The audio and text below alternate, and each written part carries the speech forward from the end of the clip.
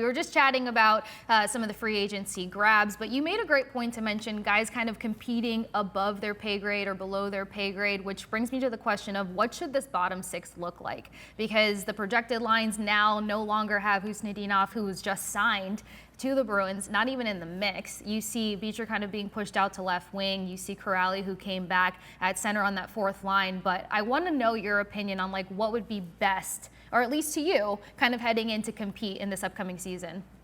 Yeah, I mean, it's a bad answer, but I don't know. I don't know. And they have so many guys who profile as bottom sixers that, like, you don't really know what you're going to get from them. You don't know how they're going to fit in. You also don't know if Don Sweeney and Cam Neely are done. Like, they have such a surplus of bottom six players, and the trade market is reportedly pretty robust in terms of people looking around and shopping guys. So, like, I don't know how many of those guys are actually going to be in training camp, and, you know, who else might be in the mix. So that part is interesting to me, and it does feel like because they did go out and splurge on so many bottom six guys that, like, there could be a move coming down the line. And so, you know, again, it's a bad answer. I don't know, but we'll see. And I also, part of it is, like, I don't know what Marco Sturm's system is going to look like heading into this year. So, like, that may elevate certain guys more than others as well. Training camp isn't always the most interesting thing to cover as a reporter, or it is, but like you're kind of looking towards the season already. You're like, okay, what's going to happen? There are some obvious answers. This one's going to be really interesting. Like, I'm very excited for training camp and even preseason, dare I say, excited about that. But I am. It's going to be really different, and Don Sweeney made a point that he needs it to be competitive and good and high-paced and hard off the top. So the team needs to do that. We'll see what Marco Sturm has. On that note, Pete, we need more from Jeremy Swayman, who we have. We need more from Elias Lindholm, from Nikita Zadorov. We need, obviously, Hampus Lindholm to be healthy and Charlie McAvoy to be healthy. So that's, I think, 5-6 guys that can be and should be better than they were last season. How much better do they need to be for the Bruins to actually be competitive this year? Because, like I said, I mentioned 6 pretty big names that if they're rolling, this is a completely different team. We just forgot that they weren't rolling, that they were struggling. It's not a guarantee, and we don't even know if Morgan Geeky's going to keep up his pace, but we're assuming that he will. But if those 5 are even 50% better, are you cool with that, or do we need more?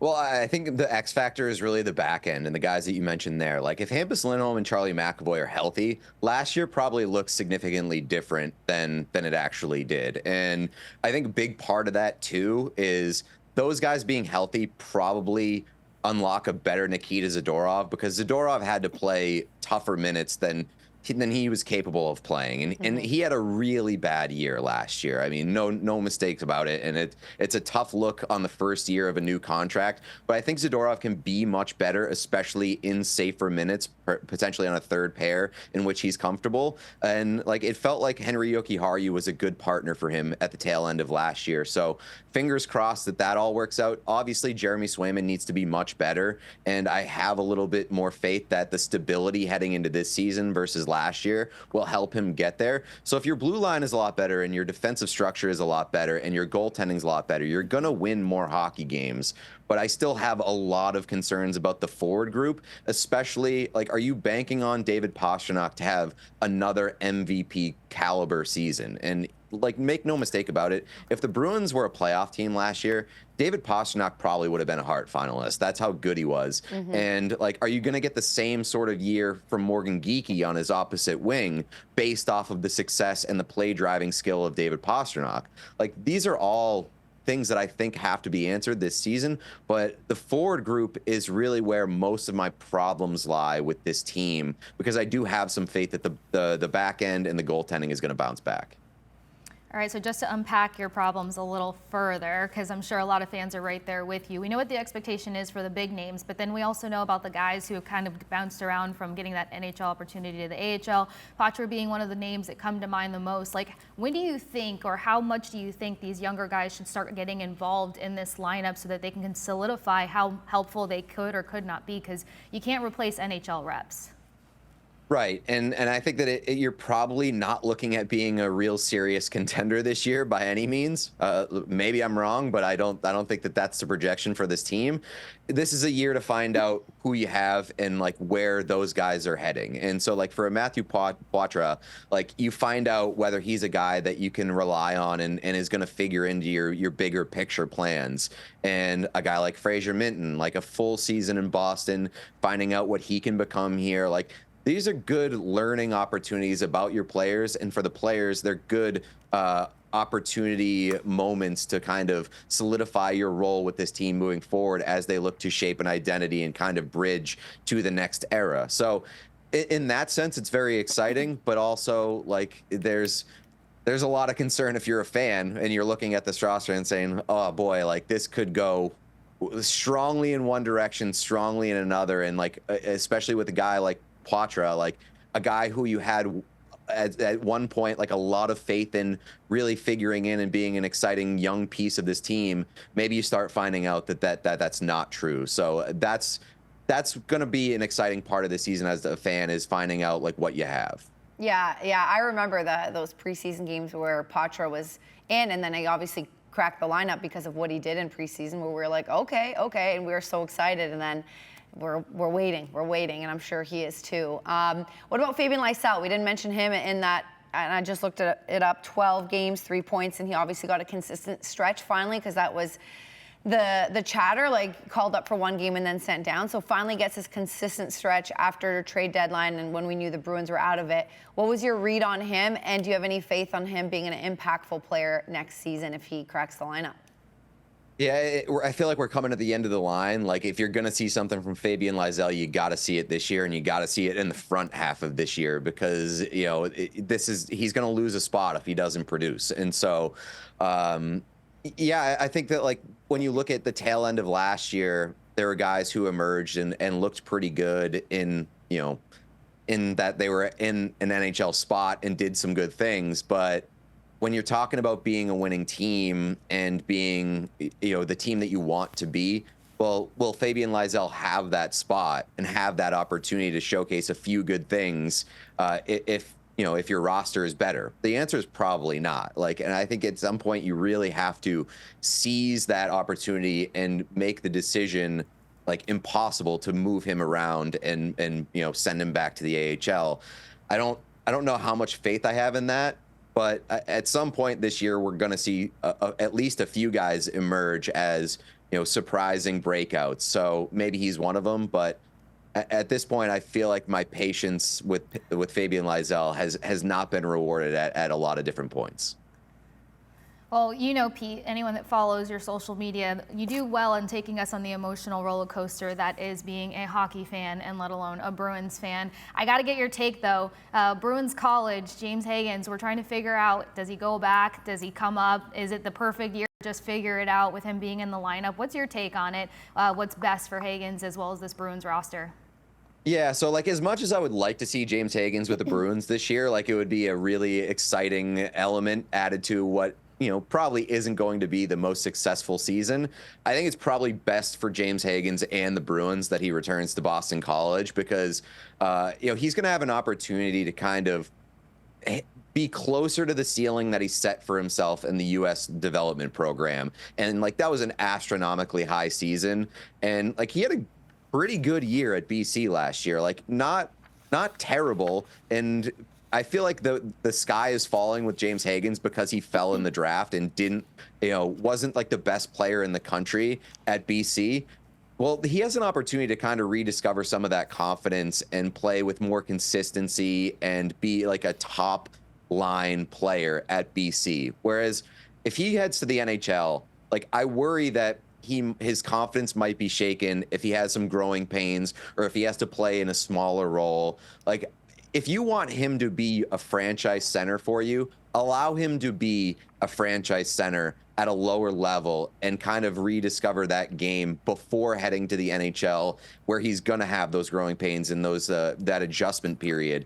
And the Bruins are not going to make or break this season with or without James Hagens. So I'm more of the mind that just let him kind of grow into it and progress at a natural pace rather than trying to force it. Yeah, I'm so torn because originally when he was drafted, I think someone asked a question on the Zoom, like, are you going to go to college or are you going to play with the Bruins? And we talked about it on the show, and we're like, well, first of all, it's not really his choice. But then I was thinking about it, like, obvious answer is going to college. It's not really the obvious answer, but I do lean in for all the reasons in the direction you're going in. But something you brought up was confidence. And if a player, who has a lot of confidence or is at a certain level in a different league, like AHL or college, and then they go to the NHL and it's like a bit of a reality check. Do you feel like the personality has a lot to do with it? So maybe a shyer, more quiet, humble, out of the spotlight kid might be like, oh my God, like I'm terrible, like, and get it in their head and shake their confidence. Whereas like a cocky player might feel a little differently. Do you think that has anything to do with it? Or would you even like assess that if you were management to see how they would handle that adversity? Yeah, I think that's a big part of it. Like, there's a human element to all of this, and some guys are just better prepared to have like this unshakable confidence in themselves. And like for a guy like James Hagens, like he had such high standards that were set at the U.S. development program, where like he was projected to be the #1 pick, and when things don't trend in that direction or continue trending in that direction in his first year at BC, then like I wouldn't doubt it if there was him questioning himself, or I'm not saying that he's like ruined his own game, but as a human and as a young kid, I don't blame anybody if that gets to you and if that kind of hinders your confidence in yourself. So I think that you want to put a young kid in the best position possible to have that confidence and to reestablish the faith that they have in themselves. So, yeah, I mean, like managing personalities is a big part of sports. It's not just numbers on a page. It's not just wins and losses. And like when you are making a massive investment in a kid with like a 7th overall pick, you want to protect the asset and you want to protect the projection and the path to being the best player he can be for your franchise. And I think that they're going to have to answer those questions and decide what the best choice is for James Hagens heading into this year. What I will say is I like the fact that he's not saying like that it seems like he wants to be a Bruin and he wants to be a Bruin soon. And I like that. I like that confidence. I like that hunger, but it doesn't necessarily mean that it's the best thing for him. No, me too. And I completely agree that managing personalities, especially after spending so much time in different locker rooms, I'm like, this is more than people maybe make it out to be. I think last Bruins one, and then Casey's going to take us league-wide. But I just wanted your thoughts on Jeremy Swayman and the Korpisalo. Obviously, tandem, obviously Sway with the money, with what they gave him, he's #1, and they're going to give him a chance to make sure that he plays up to his contract. So in that being said, because you're paying him that much and you're going to keep putting him in there, is Korpisalo really a good push? Or would any goalie really be a good push for someone who's got a contract like that? And do you think there's going to be some internal competition in a healthy way, in a way we want to see between these two? And can Korpi kind of make him better? And what did you think of Korpisalo as kind of like a backup, or do you want to see him more as a 1B? I think the internal competition is good, especially for goaltenders and especially for Jeremy Swayman, because like talking to Jeremy Swayman over the past few years, like he loved the internal competition that he had with Linus Ullmark, and I think that it elevated both of those guys. And they showed that like you can have a good relationship between teammates who are also competitors and vying for the same net. And you can make the argument that you don't want your $8 million goaltender to need the competition to kind of elevate his game. Like if you're being paid like that, you're the #1. Like that's just it is what it is. And I think that's all fair. But I also think that like there is an element of just being pushed every day and having to lock in every day and it bringing out the best in you as a competitor. What I will say is for Joonas Korpisalo, like I think the Bruins would be silly not to explore what the market is for Joonas Korpisalo, given that Jeremy Swayman is being paid like a #1 and #2. Joonas Korpisalo seemed to have an issue with his workload last year and not getting more opportunity. And given how bleak the goalie market is this offseason, there are teams that need goaltending help.